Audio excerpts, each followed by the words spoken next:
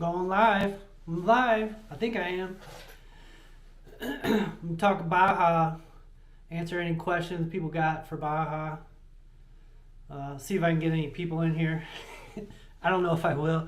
This is my first live stream, so bear with me. But it's everything Baja. You got questions, anything like that, go ahead and ask them.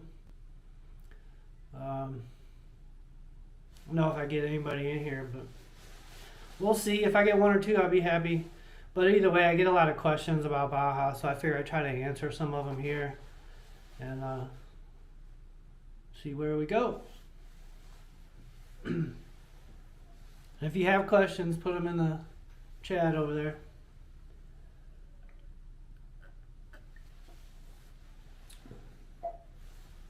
I am in my garage. I'm in Vegas. I will be heading down to Baja. I'm heading to Baja in January, heading down there in February and March. So I'm pretty booked up for the next couple months on Baja. I get a lot of questions like, like what's the weather like down there in January? Well, the weather basically in Baja is like, what do you want to say? It's like Southern California. It's desert, it's sandy. It can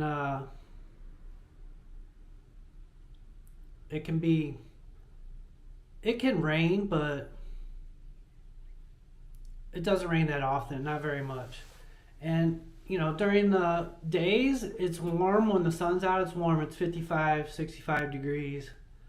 And then at night, it can be cooler.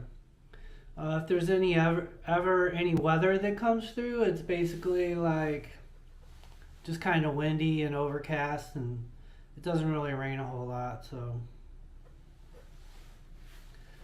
but what's it like in the summer? Well, it's hot. It's very hot. It can be hot in the middle of Baja, but on the coast can be a little better. I know I've never been down there in midsummer, but I've had friends that went down there, so you never know. Oh, I'm unlisted. Maybe that's why.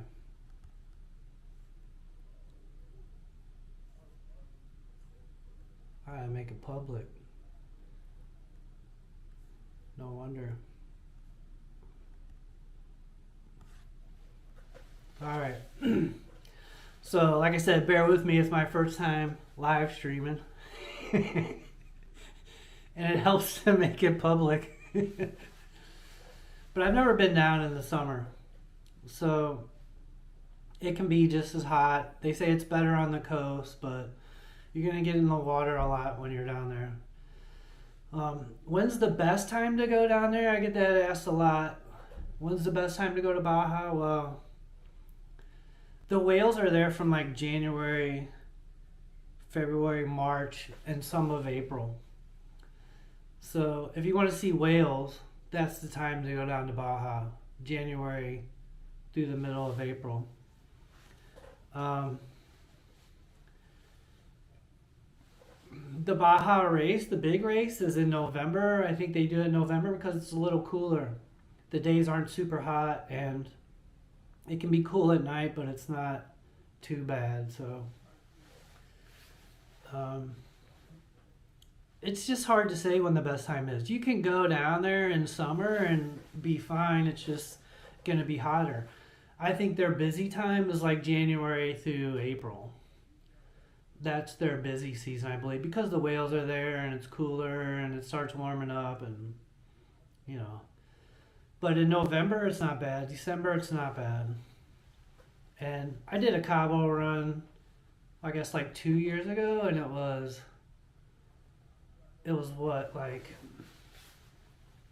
February, and it wasn't bad at all. We didn't really get any weather, and during the day, it's 65, 70. As you get further south, it becomes more like, it gets warmer, right? The further south you get, the warmer it is, and it's not bad.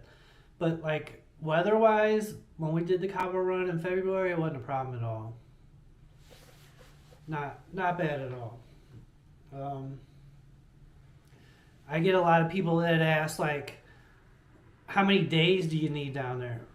This is a big question. Like, if you want to go to Baja and see everything, how many days do you need? Well, the biggest thing is it's hard to see everything. You could go down there for 14 days and still not see everything. So it's hard to say, but it's harder to move around. You can't move around as easy as you do in the U.S. You can't, it's not highways. There's military checkpoints. There's just things that slow you down. And it's just not 80 miles an hour with full-blown highways, so it's harder to move around. And the towns are closer together. As you get closer and closer, or as you get down there, the towns are only like 150, maybe 100 miles apart. So you can ride 100 miles in one day and just go town to town to town all the way down. And there's some bigger cities, Ensenada, Tijuana, La Paz, San Felipe is not real big, but it's not bad. But it's just harder to move around, plain and simple. And you don't have to like crush big miles a day. You know, it's not bad to travel. All these little towns have hotels, that kind of stuff. And there's different types of hotels. You can get cheap hotels, $20, $25 hotels, $35 hotels. You can get $50, $55 hotels, and there's $100 hotels. Some of the resorts in Laredo are like $100. You get into Cabo. There's resorts that they're probably over $100. So there's the high end hotels, and there's also the cheaper hotels. As far as camping goes, it's like $20 a person, US dollars. And like I'm gonna be going in January, and it gets cold at night. So camping in January can be, how you want to say it, not as easy. But a lot of times you'll pay $20 US to camp when you can get rooms for $25, $35. So a lot of times, like,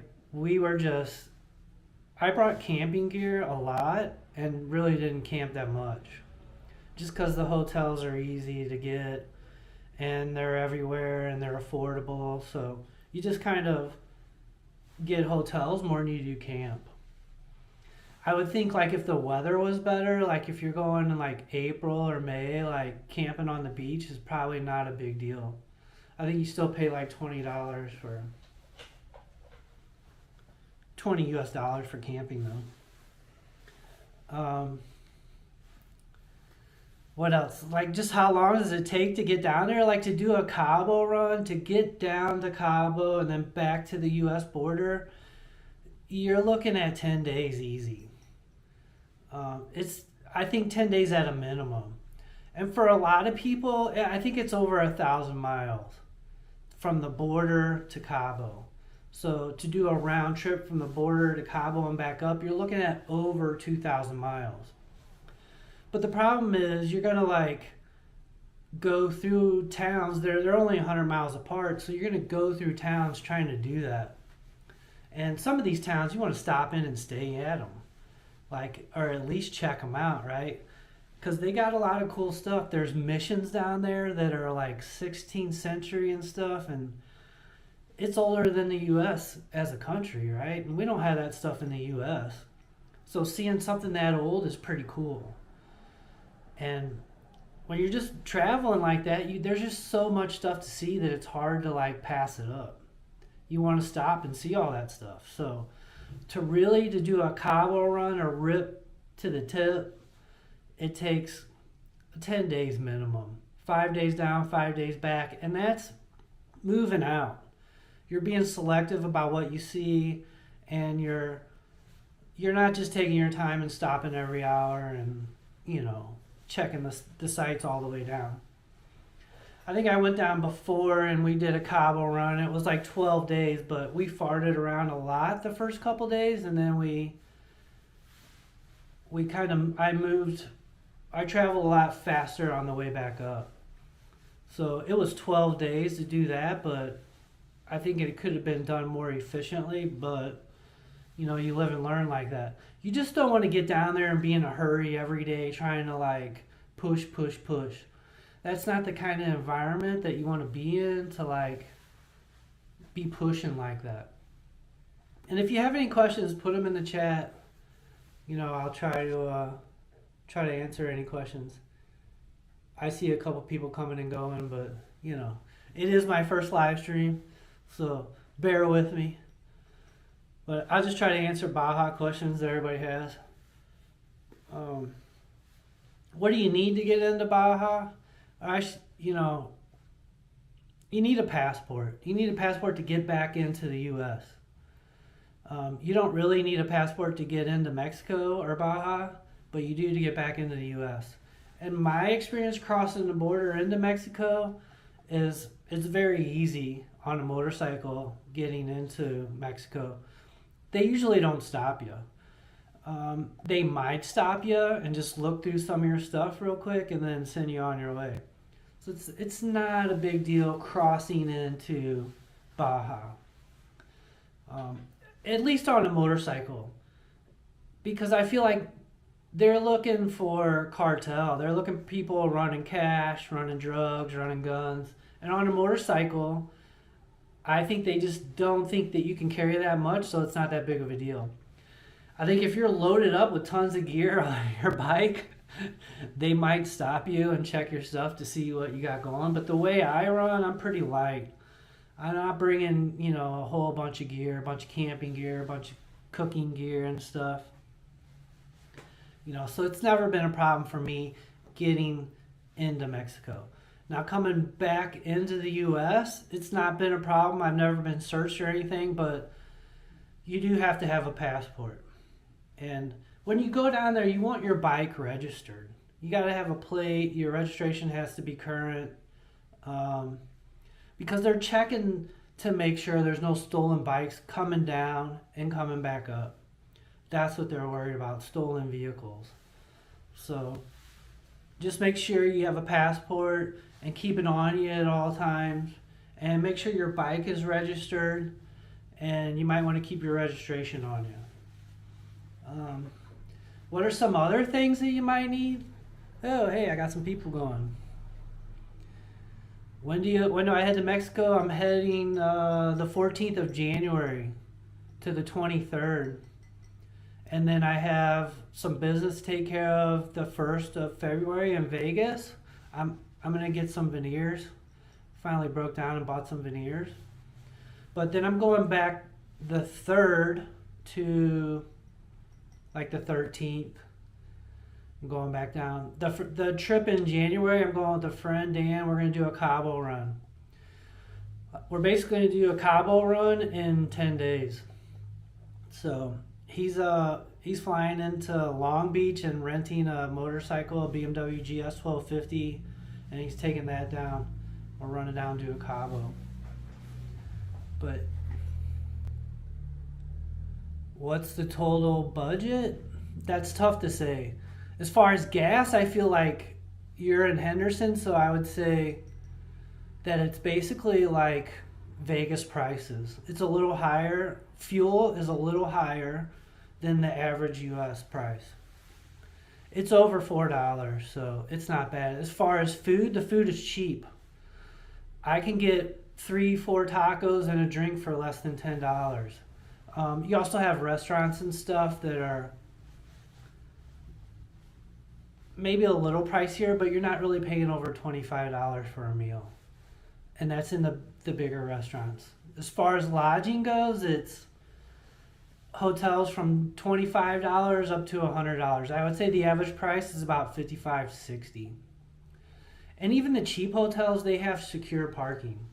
You're not gonna I don't know if you ever seen them, but the Mexican houses I think are awesome. It's like the house is built all the way around and then there's an open square in the middle. That's how all these hotels are.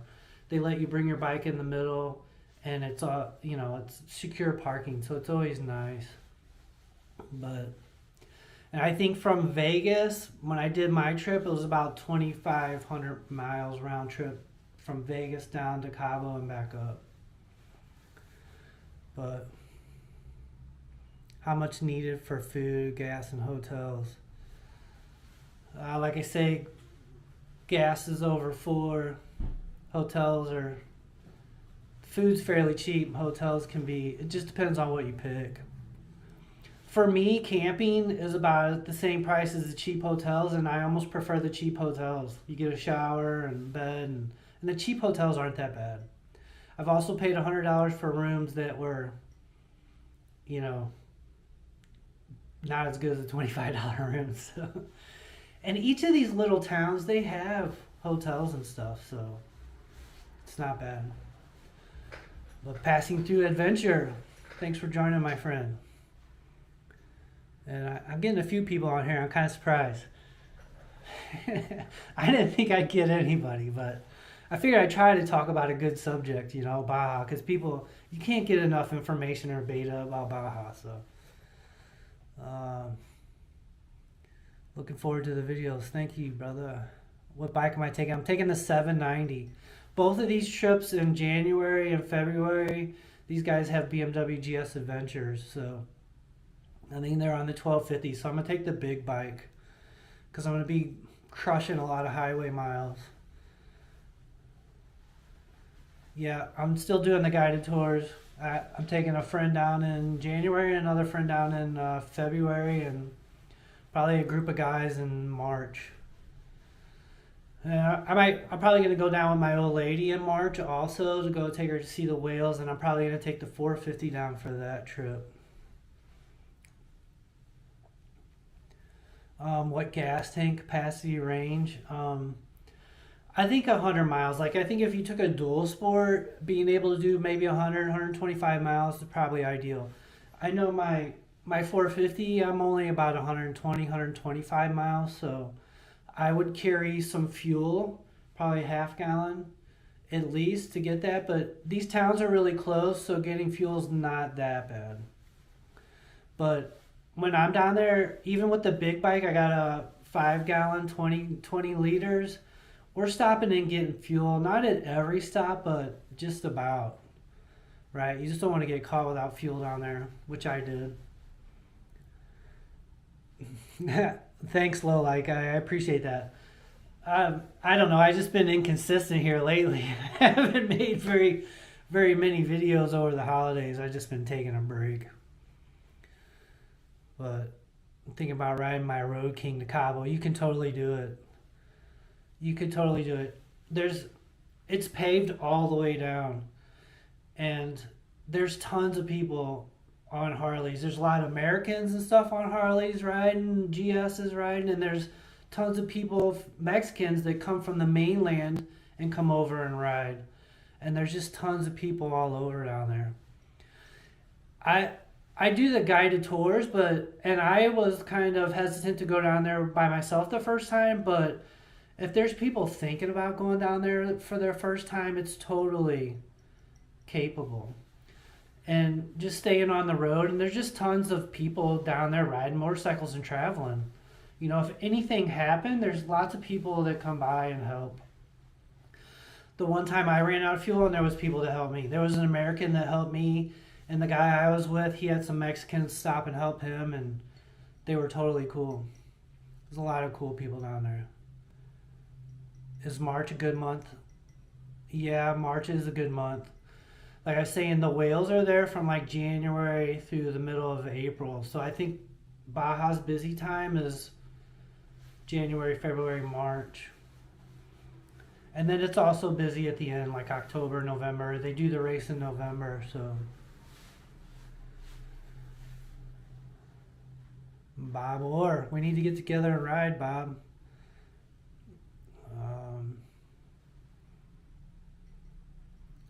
Yeah, March is a good time. It's probably the best time because it's the warmest. Probably get the best weather. The whales are still there. I wouldn't say the warmest, but you know what I mean. Out of the winter months, it's probably a little warmer. It's desert type weather though, right? It's gonna be cold at night, warm during the day. Um, I don't know. As far as like, I take credit card. I take a credit card and I pay my gas with a credit card. Some people say never take a credit card. I want the points and I don't want to carry cash. I do bring American dollars and carry some cash. Um, you can exchange American dollars for pesos when you're down there to have US dollars and pesos, but this last trips, I've done my credit card and just cash. It's never really a problem. Be riding on some sand dunes. I would love to. I don't know that I'll be doing that on the 790. If I had other people on 790s, but the guys I'm going with are going to be on GS Adventures, so I'll probably just stay off the beach. My 450 though, I totally want to be on the beach. I want to get into a lot of stuff. I'm in Vegas, but I'm totally going to get in a lot of stuff with the 450. One of my goals or bucket list goals is to ride wheelies on the beach with my 450 in Baja with a big, FU. That's one of my objectives. But, I have some videos talking about things you need to know. Like, you do want to carry cash. You don't want to put all your cash in one spot. You kind of want to have they call it like a fake wallet, an old expired driver's license, a little bit of cash, and then stash your other stuff, your credit card, some cash, your main cash. Because like if you get pulled over by the cops, a lot of times they'll say, oh, we need to take you to the station. And basically if you ask to pay money, they'll let you go. Right? But if you open a big fat wad of money, they're going to be like, oh, I need, $40, right? So if they see you have less money, they'll take whatever you give them. But that's part of it, if you get stopped, they kind of put a pressure point on you to get you to pay them a little cash, and they want you to slip it to them. They don't want to make that stuff obvious. But that's how it works in third world countries. Yeah, I'm in Vegas.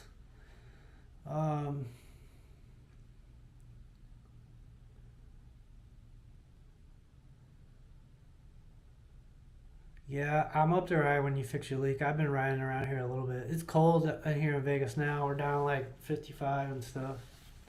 It was nice last week, but yeah, we could do Ver rides. Ver rides in the winter are on Sunday. 20 bucks and credit card.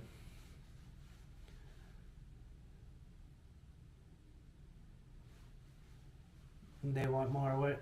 I don't know. Are you saying they charge more if you use your credit card? I don't know. I think in the U.S. most people just charge. They add 3% to the price of their stuff already. And I do a credit card, like I get my points back, so you get like 2% on points. So if they are charging more, I'm only paying 1% more, really.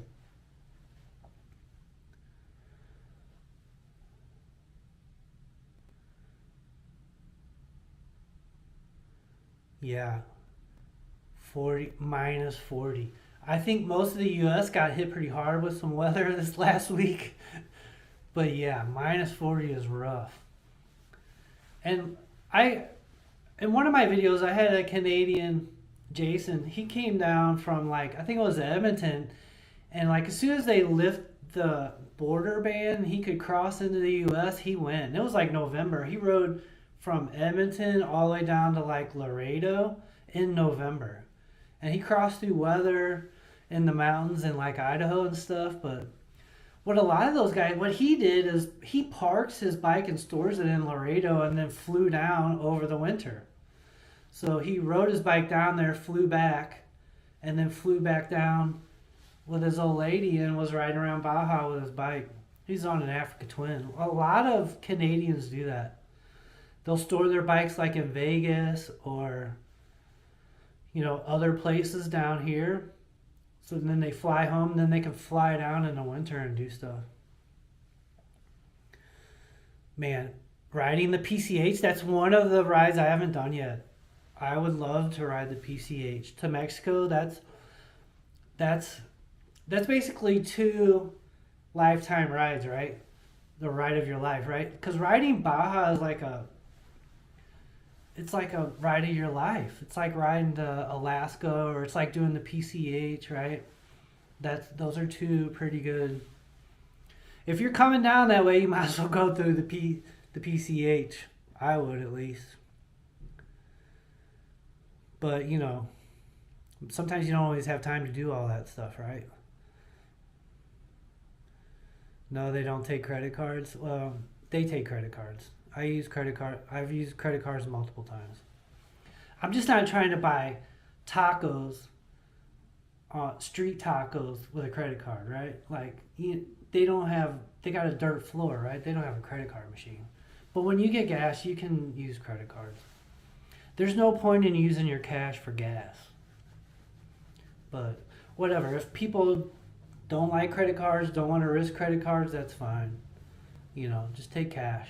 But keep it a little separate, right? Don't put all your stuff together. Um, what else? Like what else do you need? You need insurance. You need Mexico insurance. I think it's BajaBound.com is what I send a lot of people to. Is because your U.S. insurance won't work in Mexico. Like if something happens to your bike, it's not going to be covered. So if you're worried about your bike, you can get insurance. BajaBound.com. That's what I do. It's reasonable. I think it's like $250 for like 10 days, something like that. I don't do it. I just stay with my bike and I protect my bike, and I don't ride like can things happen? Yeah. Am I taking more risk? Yeah. But I don't do it. There's also like a visa, travel visa, whatever they call it. If you're like Mexico mainland is different than Baja. There's things that you have to do for Mexico that you don't have to do for Baja. They do want you to have a visa, a traveling visa, if you're going to be down there more than 8 days. I've never done it. I've never been asked to have it. I've met people that have been doing the Baja race for 20 years and never do it. If I think it's like $25, something like that, not a big deal. But if you want it for the peace of mind, do it. You can get them right at the border before you cross. You can get them right after the border when you cross. There's other places to get it. I never get it. I don't mess with it. But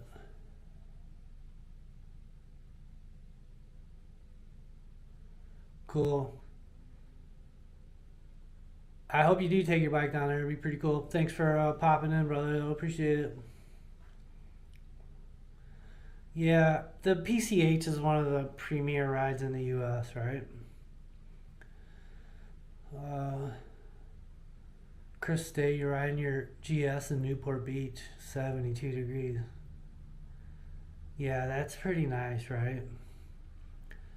I like being out here. Yeah, the PCH is pretty awesome. I got to get over there. I got to get over there for sure. But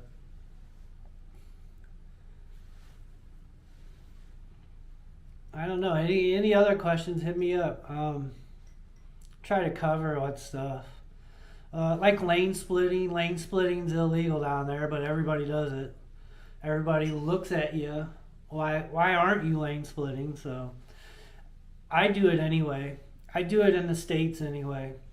Just because being on the road, it's safer. Um, that's one of my outs, right? Just split the lane and go through. But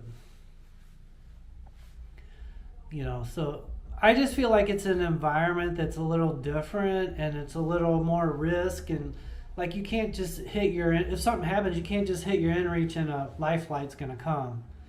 So you do have to take less risk.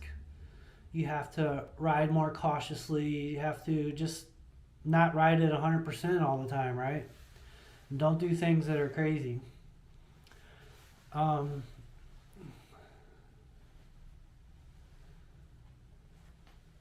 what's something surprising that Americans wouldn't necessarily expect? I don't know. Um, I think the biggest thing for me is you get used to the infrastructure that's here in the U.S. You just get used to all the gas stations and all the stuff, and like you just don't have all that down there. It's just less infrastructure, and it's you know it's less. I don't know. There's just like all the fast food and stuff's not there, which is great. It's just things like that, right? I think another surprising thing is like how many Americans are down there. It's like a lot of rich white dudes down there, for real. Um, but it's just because it's so nice, and people don't realize how nice it is, and that it's not that bad. And I mean, that's the whole point of doing my tours, guided tours, is to show people that it's not that bad, and it's beautiful, and it's like it's not, how do you say, it's untouched, it's unmolested. It's kind of raw still, there's no highway and all these businesses down there. um,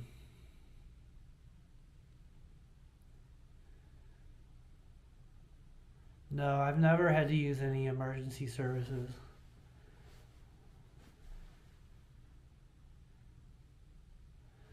I have brought gear, like when I rode to Alaska I brought camping gear and I never used it. And it was just because it was raining and cold and stuff. And like if you go down in the winter, I do bring some camping gear, but it's almost like I know I'm not going to camp. You know what I mean? So I don't bring a ton of camping gear.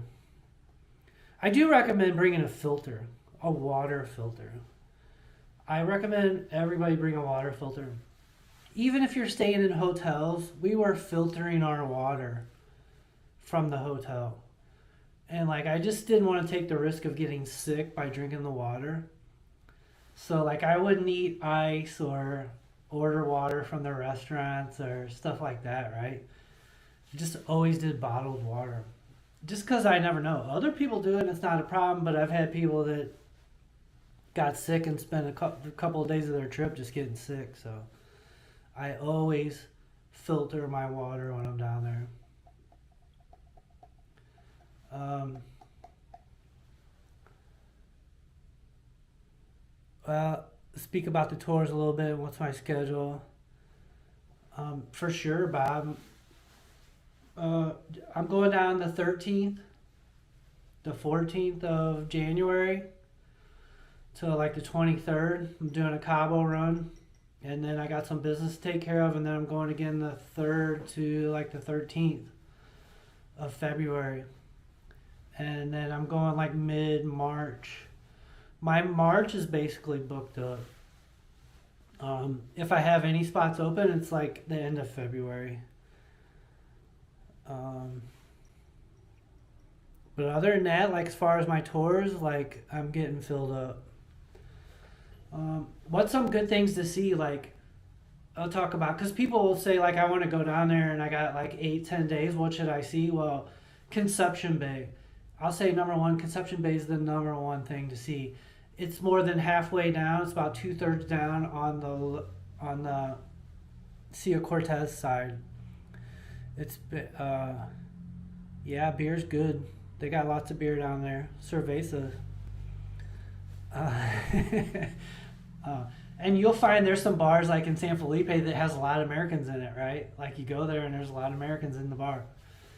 Um, I forgot what I was talking about though. Oh, the things to see, Conception Bay. It's one of the premier coastal motorcycle rides that you're gonna find in North or South America, for sure. And to like go down there and touch whales, the whales is the other thing. Guerrero Negro, or you get down into Magdalena Bay and stuff. You can, or San Ignacio, they have whales there. But nowhere in the world can you go and touch whales other than Baja. So like to me, that's like one of the premier things to do. Now, I will have people that say that's stupid. I don't want to go down there and touch whales. I'm not worried about that. And there are people like that, so I think it's a premier thing to do. And I think Guerrero Negro is probably the best place to do it. At least that was the best experience I had because we tried Guerrero Negro, we tried San Ignacio, and I think we tried Magdalena Bay, but we didn't get out on the boat in Magdalena Bay. But there's the missions down there. Those are really cool to see. Oh, I don't know. Like, I think anything that's bottled, pass through EDV, no sickness from the beer. No, anything that's bottled, it's not a problem.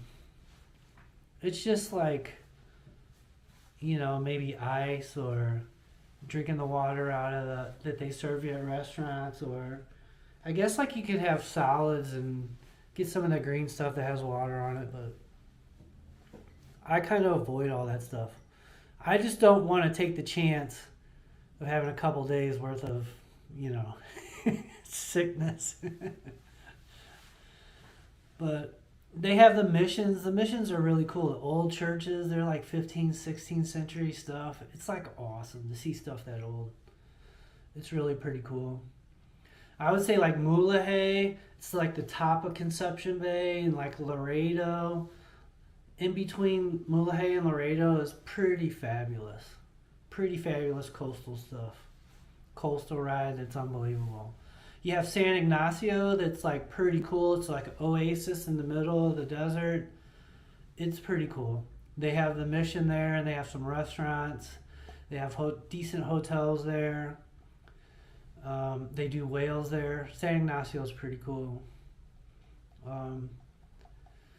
What else? San Felipe is pretty cool. I always hit that. Usually stay there.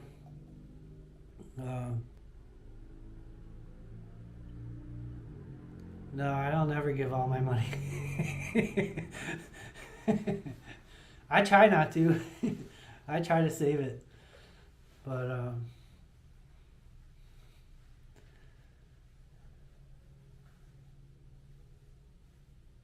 yeah, I don't know anything else to try to cover. Gas prices are a little higher. They're higher than the average in the U.S. It's over $4. I think like premium here is like almost 5 in Vegas, so that's about what it is down there. That's about the only thing that's not affordable, or I wouldn't say that's not cheap. Like the hotels are cheap, the food's cheap. Expense wise, those are all very inexpensive, but yeah, Ensenada's pretty cool.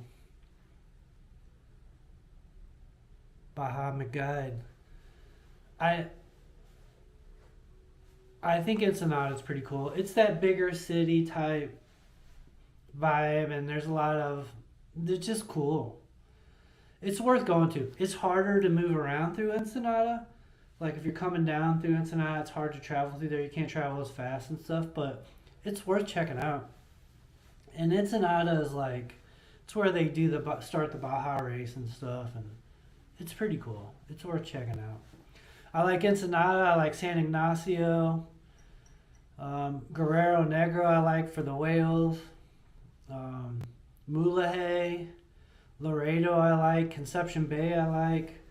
I like Scorpion Bay. It's over on the Pacific side. It's a big surf spot. It's a little harder to get to. Those are all pretty cool. I have not done La Paz yet. I've rode through La Paz a couple times. I haven't stopped in La Paz. I like to do that. I've done a Cabo run before. I'm doing a Cabo run in January. I would say like doing a Cabo run's not necessarily, it's not a necessity. Cabo is like one of those things that you do just to say you've been there. Or if you're flying, if you're riding your bike down, you're flying your wife in, Cabo is where you want to go.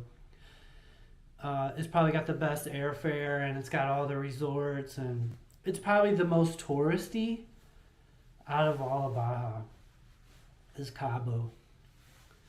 But it's pretty cool. I don't know that, like, it's not one of those things that you have to do, because I think it adds an extra 2 days just to get down there, and it's like there's so much cool stuff. Like for me, going south of Laredo or south of La Paz isn't really necessary. And then like I would on the second trip probably go to the Laredo and back up Conception Bay and then go over a little bit and come up go down one side, come up the other, right? That's basically it. You can move faster on the East Coast, the Sea Cortez side, because there's not a lot of people over there, not a lot of traffic. You're not going through big towns. You go through San Felipe, but then you get on down, it's all good.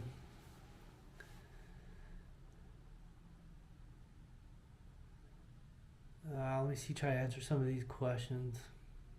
Ensenada's good. Do I stop at Coco's every time you go? It'd be fun to see you guys. Cool. I do stop at Coco's every time.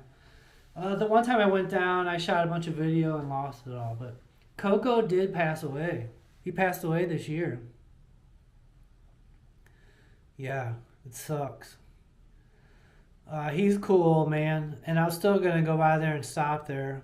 I don't know if Nigel will be there or not. I'm kind of hoping Nigel will be there and keep doing what Coco was doing. But yeah, Coco was cool to me. I've been there twice, and I shot video and didn't get any of it. And I didn't even take my helmet off the first time. Like, I just walked in, said hi, signed his book, left. And then the second time I was like, I'm going to spend some time there with him and hang out. So I watched the race, the Baja race in November at Coco's, and he was super cool to me.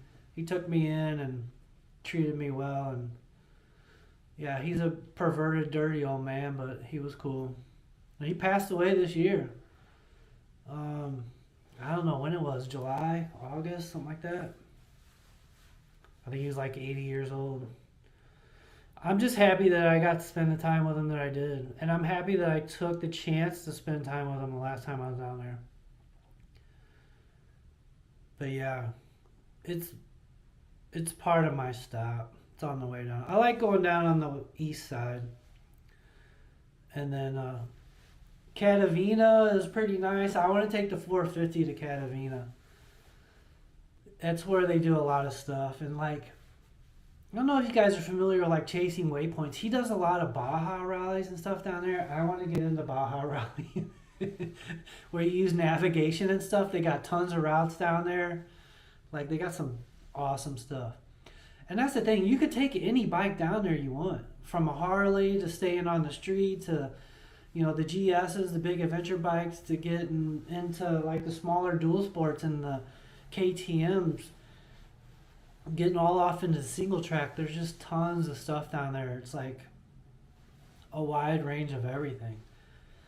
So you have to be selective. If you're going down there like on a 790 or an 890 like I am, you have to be selective, because if you catch yourself getting into some serious single track, it's not like in the US where you can just call for help.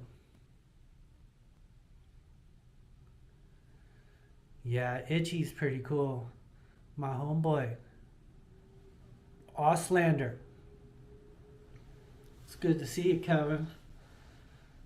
And you need to come down. You need to come down with me one of these days. I'll get you over here. But yeah, I like Baja. Miss you too, brother. I like Baja. That's probably where I'm going to spend a lot of my time. Like, I'm going to go down there 3 times in 23. So I'll probably go down there more than 3 times in 23. But I'm saying I have 3 trips the first 3 months right away. So it should be fun. It will be fun. I really want to get this down here. I had to order some tires for my 790 because I'm going to do so much street riding. But yeah, there's tons of fun stuff to see down there, Bob. It's just, if you had 14 days and went to Baja, you're still not going to see everything. It's just hard to see everything. There's just so much to do. And, if you can only go down there one time, I'm definitely going to prioritize for people and hit all the good stuff. The big good stuff, but, I'm doing like the 3rd through the 13th. So if you wanted to do your own trip, it probably needs to be the bottom half of February. But yeah. Hopefully, I'm doing all right for my first live stream. I'll try to put this up so other people can get information on Baja. I just get a lot of questions on Baja. You know, which bike to take, and it's up to you which bike. You could take whichever bike you want, really. I mean, like if you have a dirt bike or an adventure bike that's off-road capable, it's probably the best. It's probably the more ideal, because you can ride tarmac all the way down and all the way back, no problem. I think like 7 years ago it wasn't tarmacked all the way, but in the last 7 years they've done all that. And like every time I'm down there, I run into cool ass people.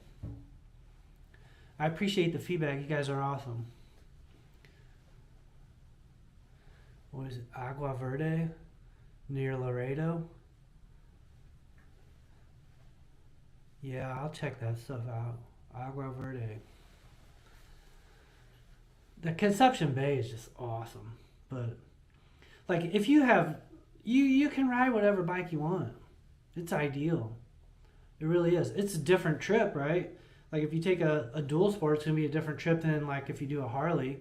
But if you live close to the border and you can take more than one trip in your lifetime, like I would do it streetwise first and then do some dirt second time. I'm gonna check it out now that you guys are saying Agua Verde.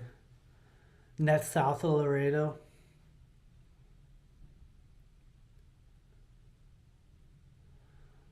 How much dirt versus street? Well, you can do. I mean, there's people that do dual sport rides all the way down to Cabo, and it's all trail, right? They take these KTM's and EXC 500s and stuff, and they ride single track all the way down.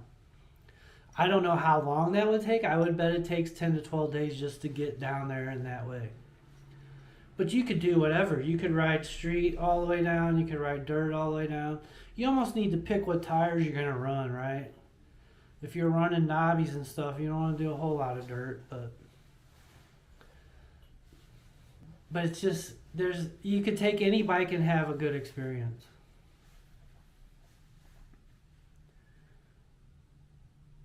No, I haven't been to Mike's Baja McGuide. I haven't been to Mike's yet. I've got it mapped out and stuff. I was going to get into that this year. And the Coyote's a bar on the West Coast side, right? What is the Mealing? I don't know what Mealing is. I've never heard of that. I want to get to Mike's though, Sky Ranch for sure. I'm going to do that this year. I get some people with me that want to go there, I will. If not, I'll drag my old lady over there. I think there's like 4 ways into Mike's, and it's kind of like in the middle, and there's like corner routes that come off of it, and I think some of them are pretty gnarly. I think there's one route that's probably easier getting in there, but I'm going to get into that stuff for sure.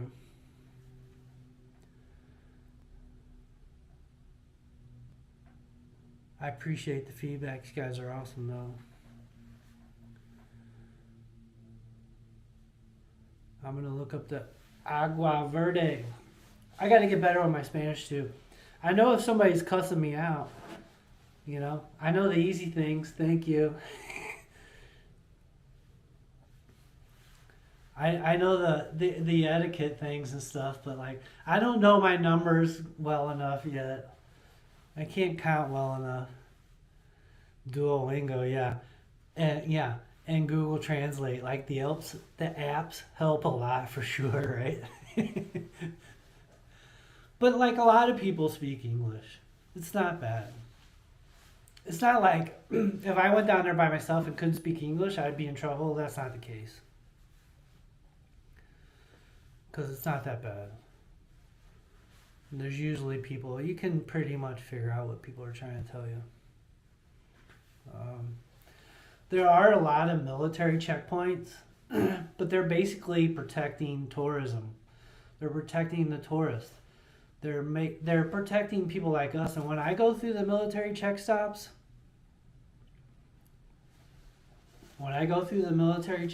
like they most of the time just wave me through.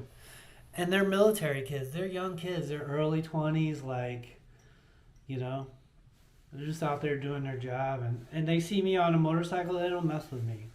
I've had other people, though, like ADV Matt, he got messed with a lot. But I always just try to speak Spanish to him, you know. I'll say right away, no habla español, you know. Hola, amigos. No habla español. And some of them speak English and say, okay, where are you going? You know, I say the names: Las Vegas, San Felipe, Laredo. You just kind of tell them what they're doing, and it's not a big deal. I've never had any trouble. Crossing the border, I've never had any trouble. The military checkpoints, I've never had any trouble. Not really a problem. I want to check out the Rancho Coyote. I'm going to do that. I'm going to do that for sure. Well, there's an English barrier, but if you know Spanish, you'll do better. But if you don't know Spanish, it's not the end of the world. But not all of them know English. I usually cross the border in Mexicali, just because it's straight south of Las Vegas. So it's the shortest route to the border. So that's usually why I do Mexicali. And that's on the East Coast side. It's pretty close to Yuma, Arizona. I don't do Tijuana. Some people, what is it, Tecate? A lot of people on the West Coast side do Tecate. You can do any of them. Go any of them. Border crossings, getting into Mexico is not a big deal. I just think Mexicali and Tecate are probably easier because there's less traffic, less people, less traffic. And I'll lane split up to that stuff because you can sit at the border for hours. If you're in a car trying to cross over the border or back into the U.S., you can sit for hours. But on a motorcycle, you lane split that stuff and turn a couple hours into like a half hour, 45 minutes. I've done it multiple times. And people will look at you like, why aren't you going? They'll point to you. Go ahead. Right? They expect you to go around them. But it's pretty good. I really like it. I'm probably going to do a lot of Baja. And I recommend you go down there at least once.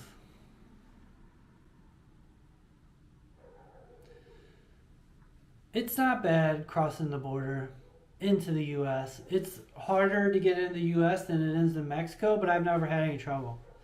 I've never been pushed off into secondary to have them search me or any of that stuff.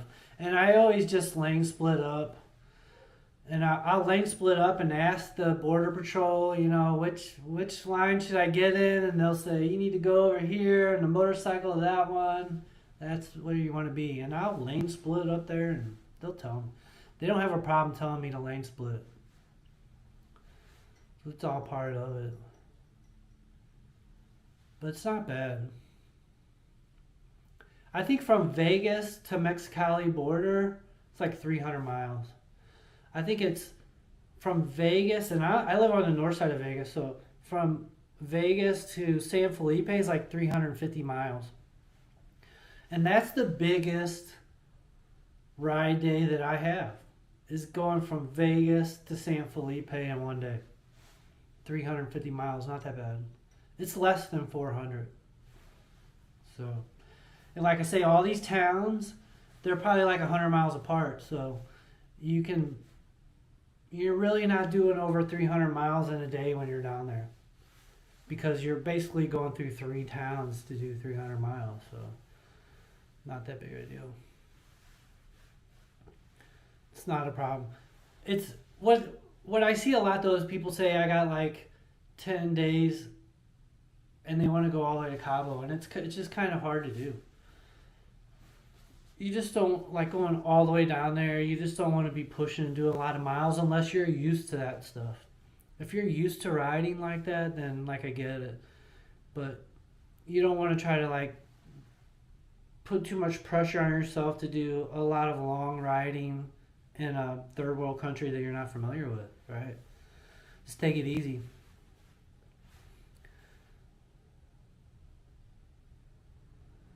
Yeah, Baja, my guide saying Tecate is pretty good. I've only came into the U.S. through Tecate,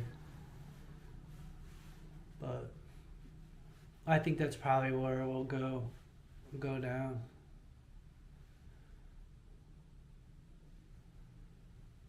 Yeah, I had more trouble getting into Canada than I did Mexico or the U.S. And that was my first time. And they said, "Have you ever been to Canada?" And I said, "No." And they said, "Well, go over here into secondary."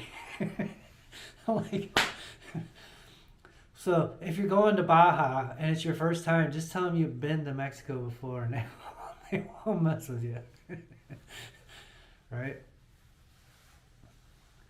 And like I always do, like if I'm with people, which I have been most of the time, we go, we'll say like we're going through the border crossing, and I should talk about border crossings. We're going through the border crossing, and we're going individually. And before we go, we basically say we're going to meet at the gas station on the other end. Because if one of us gets stopped, you don't want the whole group to stop. They're just going to search everybody in your group, right? So I always make a plan before I cross the border, whoever I'm with, to meet at the gas station right after the border, right? So if anything, we get separated for any reason, we're meeting up at the gas station. And I kind of learned that from my Canadian experience, right? Like, they asked me to go into secondary, and the guy I was with just stopped and waited for me, and they pulled him and searched him. It's not that like we had anything on us or we're doing anything illegal. It's just a waste of time, right? If you got 4 or 5 guys with you and and you all wait together and they go through all your stuff, that's more than an hour, right? So it's best to just kind of be on your own thing going through the border, and then you meet up right after the border. That's usually what we do. Gas station, just hook up and go. Yeah, you just don't want to spend a bunch of time, and you don't, what? I don't want anybody going. I'm not carrying anything, but I don't want people going through my stuff, right? I just don't care to. But it's not that big of a deal crossing the border. And being down in Baja, it's not that big of a deal. They really want you down there. They really want you to ride motorcycles. They want you to bring your money down there and spend money and be safe. And that's why all the military are down there, is to really just keep everything safe. They're looking for cartel people. They're looking for people that are running drugs you know. And on a motorcycle, they don't think you got enough drugs to mess with, so. It's really pretty cool. I highly recommend people go. I like it. Like I went to Alaska and I rode to Baja, and I would do Baja every year. Alaska, like it was cool, but I don't know that I'd do it again because it was just cold and rainy the whole time. It was a fabulous experience to do, but that's not something I want to do every year. Like Baja, I want to do Baja every year. And it helps the fact that I'm right here close to the border. It's a good winter escape. Um, I don't know. Any other questions? Um, Try to think. You just have to be careful about the risk you take. Doesn't matter your riding experience. You just need to not ride. You just need to not ride like over your head, right? Like ride your own ride. What about riding a show bike? I'm not sure what you mean about that, but like flashy stuff. I don't. I don't think. I don't think they mess with you a whole lot. A lot of people say don't ride in Mexico at night. I would say in mainland Mexico don't ride at night, but in Baja I ride at night. I don't try to, but if I'm just getting into San Felipe, it's not a big deal, you know. Yeah, overnight storage is good. Like, even the cheap hotels, like, they have secure parking. Even the cheap hotels have secure parking, so you're always just like, I feel comfortable about it. At least I have. Maybe at first I didn't, but you know, I went with one guy who was going to cover his bike every time, and I'm like, you're not going to need that. And when we got down there, he wasn't covering his bike because you're just always insecure stuff. Your bike, my bike's always right there with me, or if we're in the hotel, it's always in secure parking. I guess if you ran into a hotel that doesn't have secure parking, I'd probably just find one that does. But it's not a big deal. It's not too bad.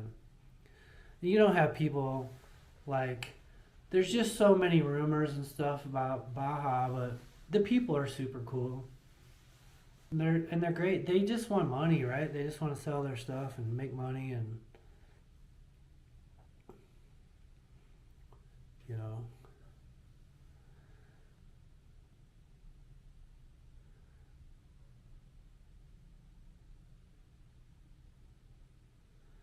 Yeah, Mexico, like, well, a lot of times they don't even stop me. They'll just wave me through. Go ahead, go ahead, go ahead. I wouldn't bring any guns. I wouldn't bring any drugs. Bring your passport, bring your registration. Keep your passport on you at all times. If you lose your passport, you're shit out of luck. So I keep my passport on me at all times. There's a lot of stray dogs running around too. You gotta be careful about the dogs. Almost ran over a couple dogs. There's just stray animals running wild down there, so you gotta watch out for that stuff. That's about it, really. Um, it's just not bad. It's not bad at all. It's not as bad as people think. And that's why I want to do the guided tours, to take people down there for cheap, affordable, show them that it's not bad.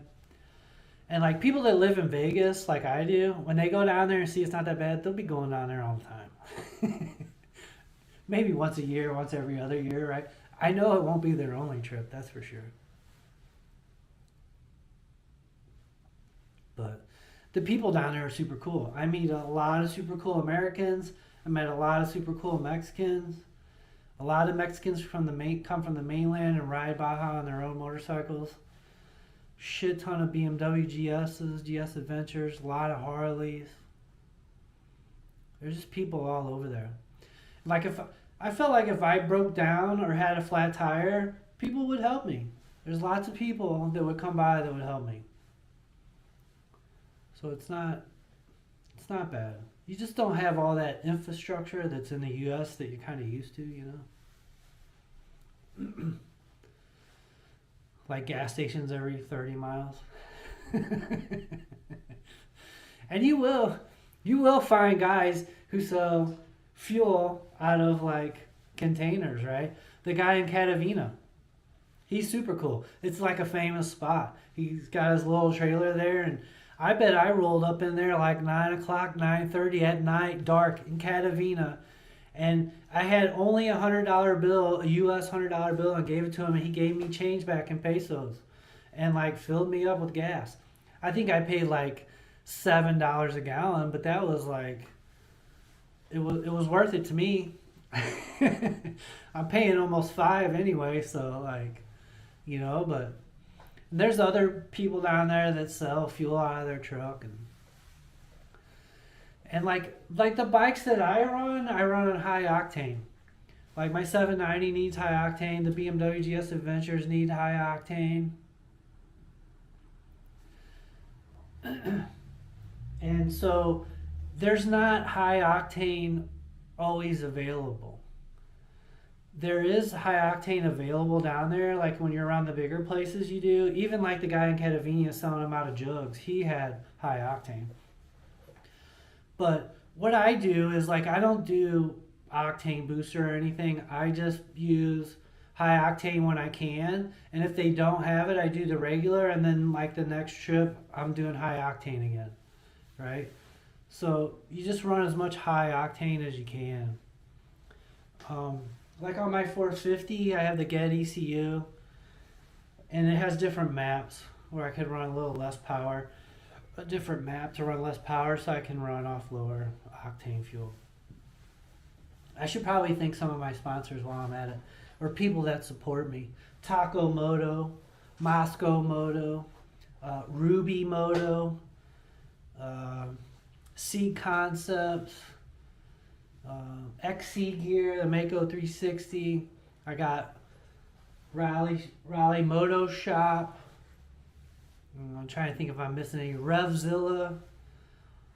All these guys help support me and make a lot of this stuff possible for me, and I appreciate them. And I'd appreciate if you guys check out some of their stuff. I don't think I'm missing anybody, but I gotta look at my 450 to remember.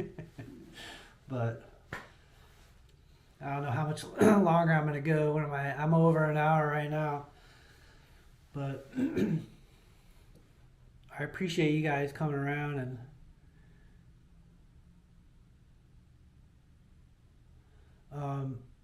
some merch. I have merch on my website, mobcitymoto.com. If you're a member on the YouTube, if you're a member on my YouTube channel, you can get 10% off. I have different levels, but I have t-shirts and stickers. That's all I got right now. But it's not that crazy price, so it's not a big deal.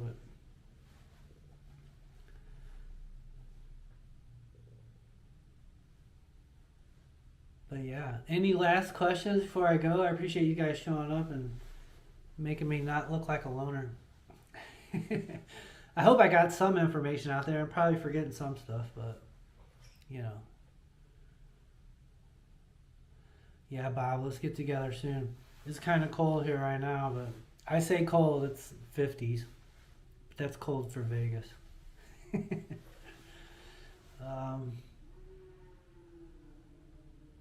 I don't know. Like, what's the best time of year? I would say January, February, March. Probably the best. April's probably pretty good too. If you're trying to see whales, though, it's probably a little late. The other good time is October, November. The Baja races in November. I always go down there.